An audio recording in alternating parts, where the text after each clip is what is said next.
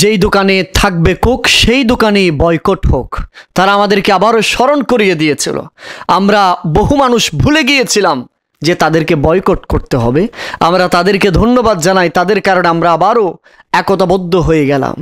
যেই কুকের টাকা দিয়ে আমার ফিলিস্তিনের মায়ের বুক খালি করা হচ্ছে, যে কুকের টাকা দিয়ে আমার ফিলিস্তিনের শত শত মুসলিম ভাইয়ের বুকের তাজা রক্ত জড়ানো হচ্ছে, যেই কুকের টাকা দিয়ে আমার শত শত মুসলিম ভাইয়ের জীবনকে শেষ করে দেওয়া হচ্ছে, আজ সে কুক সহ ইসরায়েলি যত পণ্য আছে সব কিছুকে বয়কট করা আমাদের সময়ের দাবি হয়ে গেছে। রাসূলুল্লাহ সাল্লাল্লাহু আলাইহি ওয়াসাল্লাম বলেছেন, ইমানদার মুমিন তো সেই ব্যক্তি, পৃথিবীর সর্বশেষ প্রান্তে যদি একজন মুমিন ভাই কষ্ট পায়, আরেকজন মুমিন ভাই সে কষ্ট অনুভব করে। আজ ফিলিস্তিনে একদিন দুই দিন নয়, প্রায় 70 বছরের ঊর্ধ্বে ফিলিস্তিনের উপর একের পর এক নির্যাতন নিপীড়ন চালাচ্ছে জালিম ইসরায়েলিরা।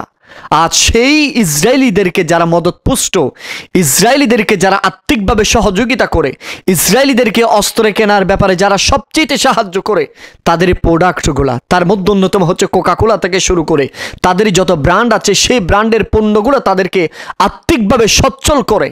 আজ আমরা মুসলমান হয়ে কিভাবে সেই ইসরায়েলের পণ্যকে আমরা ব্যবহার করি। আসুন না আমরা সেই ইসরায়েলের পণ্যকে আমরা বয়কট করি। সময় এসেছে আমাদের, আমরা সে পণ্যকে বয়কট করি। আমরা দেখব কোরবানিতে অনেকজনে কোকাকোলা খাবে, কুক খাবে। আসুন এই কোরবানিকে যদি আপনি পরিচ্ছন্ন রাখতে চান, কুককে আপনি না বলেন, ইসরায়েলি পণ্যকে আপনি না বলেন। কেননা এই পণ্যের মাধ্যমে একজন ইসলামী ভাই, একজন আমাদের মায়ের বুক খালি করা হচ্ছে। এই পণ্যের টাকা দিয়ে আজ ফিলিস্তিনে বছরকে বছর ধরে গোলাবারুদের মাধ্যমে ফিলিস্তিনিদেরকে উচ্ছেদ করা হচ্ছে। আসুন সময় এসেছে এখন এই জালিম ইসরায়েলের বিরুদ্ধে দাঁড়ানোর। কিভাবে সম্ভব হবে? তাদেরকে আর্থিকভাবে দুর্বল করে দিতে হবে। আর্থিকভাবে কিভাবে দুর্বল করব? তাদের যে প্রোডাক্টগুলা রয়েছে, তাদের যে পণ্যগুলা রয়েছে, সেগুলো আমরা বয়কট করব ইনশাআল্লাহ।